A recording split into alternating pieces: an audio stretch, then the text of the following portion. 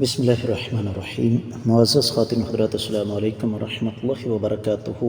قیامت والے دن امام الانبیاء محمد رسول اللہ صلی اللہ علیہ وآلہ وسلم کچھ لوگوں کے خلاف بذات خود بنفس نفیس شکایت کریں گے۔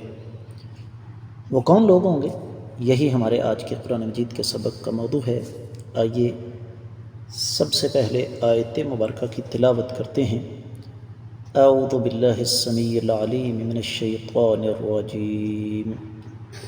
وقال الرسول يا رب إن قومي اتخذوا هذا القرآن مهجورا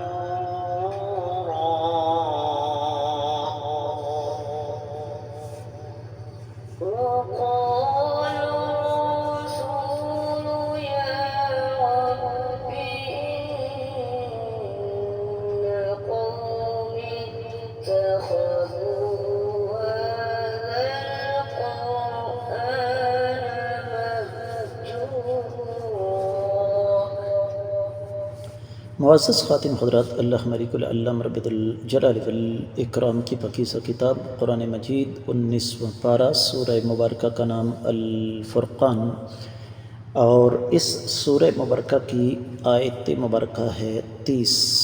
اللہ ملک العلم رب الجلال والاکرام ارشاد فرماتے ہیں، وقال، اگرچہ یہ فعل ماضی ہے لیکن اس کا معنی مستقبل کا ہوگا، اور فرمائیں گے رسول صلی اللہ علیہ وسلم، رب، اے میرے رب، ان، بے شک، بلکہ یا ربی، اے میرے رب، ان، بے شک، قومی، میری قوم، اتخذوا، اس نے اختیار کیا تھا، ھذا القرآن، اس قرآن کو، مہجورا، چھوڑنے والا راستہ۔ بامحاورہ ترجمہ سماعت فرمائیے گا۔ اور رسول صلی اللہ علیہ وسلم یہ فرمائیں گے کہ اے میرے پروردگار، بلا شبہ میری امت نے اس قرآن کو چھوڑ رکھا تھا۔ امام ابن کثیر رحمۃ اللہ علیہ اس آیت مبارکہ کی تفسیر بیان کرتے ہوئے ارشاد فرماتے ہیں کہ اللہ تعالیٰ قیامت کے دن کی ایک نقشہ کشی ہمارے سامنے رکھ رہے ہیں کہ قیامت کے دن امام الانبیاء محمد رسول اللہ صلی اللہ علیہ وآلہ وسلم اللہ تعالیٰ کی بارگاہ میں یہ شکایت کریں گے، اور اس کی وجہ اور اس کا سبب کیا ہے کہ اہل مکہ نہ صرف یہ کہ قرآن کی طرف مائل نہیں تھے، نہ صرف یہ کہ اس کی طرف رغبت رکھتے تھے، نہ صرف یہ کہ اسے قبول نہیں کرتے تھے، بلکہ اوروں کو بھی اس کے سننے سے منع کرتے تھے، جس طرح رب کائنات نے سورہ فصلت کی 26ویں آیت مبارکہ میں ارشاد فرمایا، وقال الذین کفروا لا تسمعوا لهذا القرآن والغوا فیہ لعلکم تغلبون۔ کافروں نے یہ کہا، اس قرآن کو مت سنو، اور جب یہ پڑھا جائے تو اس وقت شور و غل کیا کرو تاکہ تم غالب آ جاؤ۔ اور اس کا چھوڑنا یہی تھا کہ نہ وہ اس پر ایمان لاتے تھے، اور نہ اس کو سیکھتے تھے، نہ اس پر عمل کرتے تھے، نہ ہی اس پر غور و فکر کرتے تھے، نہ ہی اس کے احکامات کو بجا لاتے تھے۔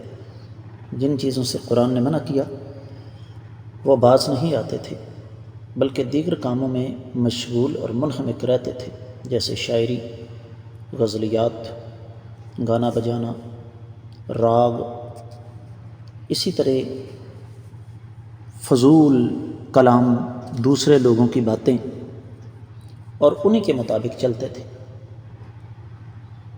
ہم چونکہ پابند ہیں تفسیر ابن کثیر کے، لہذا اس حوالے سے تفصیلی بات دیگر کتب تفسیر کی روشنی میں کریں گے۔ قرآن کو ترک کرنا یہی ہے بقول امام ابن کثیر رحمۃ اللہ علیہ۔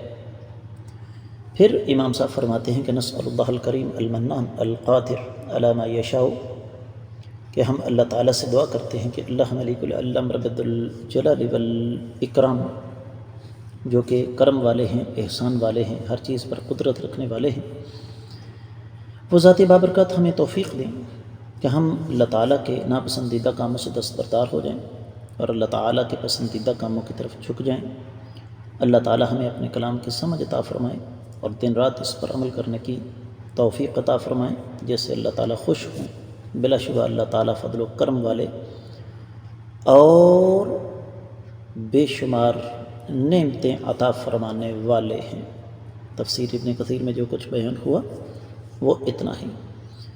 دیگر کتب تفسیر کا اگر ہم جائزہ لیں تو اہل علم نے ایک مناسبت ذکر کی ہے اس آیت مبارکہ کی، خاص طور پر امام رازی نے فرماتے ہیں کہ جب کفار نے کثرت کے ساتھ اس قرآن پر فاسد اعتراضات کیے، کائنات کے امام صلی اللہ علیہ وآلہ وسلم ان کی باتیں سن کر تنگی محسوس کرتے تھے، اور آقا علیہ السلام نے اللہ کی بارگاہ میں شکایت کر دی۔ گویا کہ بقول امام رازی اس آیت کا تعلق اس دنیا کے ساتھ بھی ہے، اس دنیاوی زندگی کے ساتھ۔ اور یہ بات صرف امام رازی نہیں کہہ رہے، بلکہ امام زمخشری، ابن عطیہ اور امام نصفی، ابن عاشور اور بھی بہت سے ائمہ اس طرف گئے ہیں، جس طرح کہ امام شوکانی ہیں، امام واحدی ہیں، امام ثالبی ہیں، امام بغوی ہیں۔ تو اس میں اہل علم کا اختلاف ہے کہ یہ بات، اس کا تعلق دنیا کے ساتھ ہے یا آخرت کے ساتھ۔ تو ہم یہ کہیں گے کہ ان دونوں اقوال میں کوئی تناقض نہیں ہے، اس لیے کہ اس کا تعلق دنیا اور آخرت دونوں کے ساتھ ہے، اور بہترین طریقہ بھی یہی ہوتا ہے کہ اگر کسی آیت مبارکہ کے بارے میں اہل علم کے درمیان اختلاف ہو تو کوشش یہ کی جائے کہ مختلف اقوال کے درمیان تطبیق دے دی جائے۔ اب اہل علم یہ فرماتے ہیں کہ گمراہی کی انتہا یہ ہے کہ انسان قرآن کو ترک کر دے، نہ یاد کرے، نہ تلاوت کرے، نہ اسے سیکھے، نہ اس پر عمل کرے، نہ اس پر تدبر کرے، نہ اس سے ہدایت حاصل کرے، نہ اس سے شفا حاصل کرے۔ اور یہ وہ بات ہے جو قیامت والے دن امام الانبیاء محمد رسول اللہ صلی اللہ علیہ وآلہ وسلم قیامت کے روز اللہ تعالیٰ کی بارگاہ میں رکھیں گے۔ فیصلہ اللہ کے ہاتھ میں ہوگا، مدعی کائنات کے امام صلی اللہ علیہ وسلم ہوں گے، اور مدعا علیہ ہر وہ انسان ہے، مسلمان ہو یا غیر مسلم، جس نے قرآن کو چھوڑ رکھا ہے۔ میری آواز جہاں تک جا رہی ہے، ہم میں ہر ایک اپنے اپنے ضمیر سے پوچھے، اپنے آپ سے یہ سوال کرے کہ میرا قرآن کے ساتھ کتنا تعلق ہے، اور کہیں ایسا تو نہیں کہ قیامت کے روز جن لوگوں کے خلاف امام الانبیاء محمد رسول اللہ صلی اللہ علیہ وسلم شکایت کریں گے ان میں میرا بھی شمار ہو۔ تفسیر روح البیان میں یہ لکھا ہوا ہے، عبارت پڑھ رہا ہوں، وفی هذه الآیات تلویح بأن حق المؤمن ان یکون کثیر التعاہد للقرآن۔ اس آیت مبارکہ میں اس بات کا واضح حکم ہے کہ مومن کا حق یہ ہے کہ وہ قرآن کے ساتھ جڑ جائے، پڑھے، حفظ کرے، تلاوت کرے، اس کے مطابق عمل کرے۔ اور اس سے بڑی بدقسمتی کسی مسلمان کی کیا ہو سکتی ہے کہ یہ نسخہ کیمیا، رب کائنات کی طرف سے آنے والا اتنا عظیم پیغام اس کے پاس ہے، جو کامیابی کی کنجی ہے، لیکن وہ اسے ترک کر دے۔ اللہ تعالی ہمیں اس پر غور و فکر کرنے کی توفیق عطا فرمائے۔ اس کے ساتھ ہی قرآن مجید کا سبق مکمل ہوتا ہے۔ اجازت چاہوں گا۔ السلام علیکم ورحمۃ اللہ وبرکاتہ۔